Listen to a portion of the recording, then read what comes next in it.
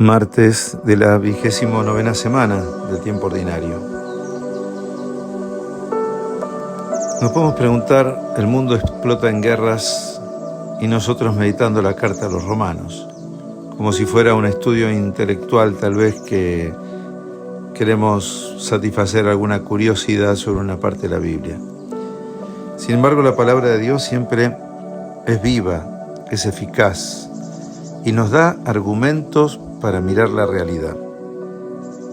Hoy Pablo dice que así como por un hombre entró el pecado en el mundo, y esto lo dice en el capítulo 5, versículo 12, y por el pecado entró la muerte, así la muerte se propagó por toda la humanidad, porque todos pecaron. Hay muchas afirmaciones. La primera, el pecado es el apartamiento del hombre de Dios. El hombre se aparta de la vida de comunión con Dios, de la alianza con Dios. Y al separarse de Dios, pierde el contacto con su fuente, el contacto con el bien mayor. Y por ahí entra el mal. El mal que se hacen el uno al otro como Caín y Abel. Porque del pecado viene la muerte. La muerte es la guerra, la muerte es todo lo que quita la vida, la pobreza, la corrupción. El que roba se lleva algo del otro y lo deja al otro más pobre y eso lo acerca a la muerte.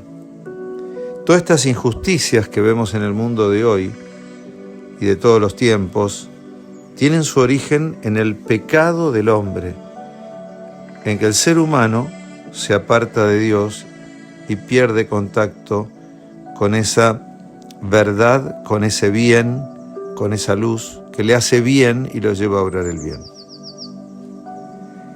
Y así dice que si por el delito de uno solo, porque la Biblia nos remite a ese origen, ¿no? Como que, el pecado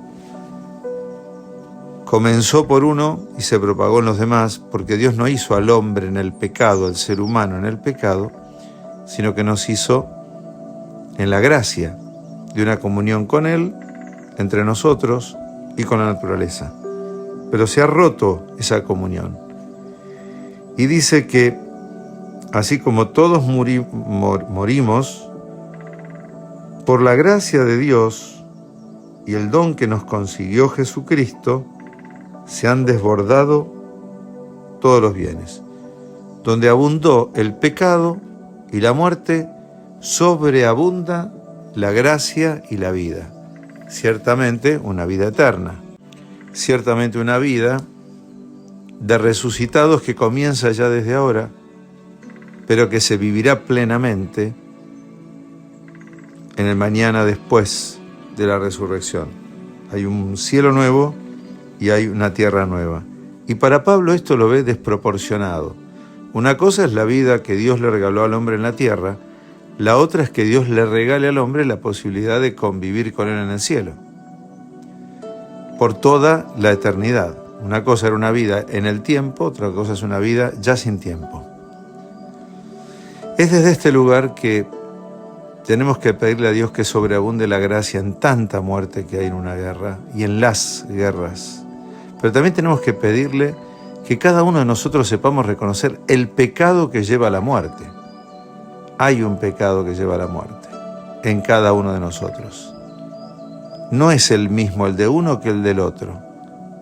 Lamentablemente somos tan originales, como diría Carlo Acutis, no somos fotocopias unos de otros, sino que somos tan únicos y originales que hasta en la forma del pecado también somos individuales, pero porque también en la forma de la gracia somos únicos. Cada uno tiene una gracia que es su misión en la vida para pacificar el mundo y llevarlo de la muerte a la vida.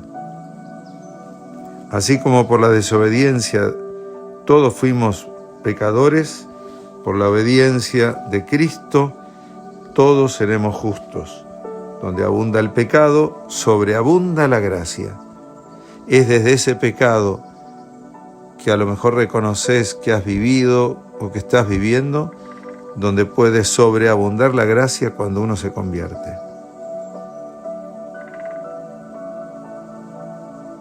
Así como reina la muerte por el pecado, reinará la vida por la gracia. Gracias a Jesucristo el Señor.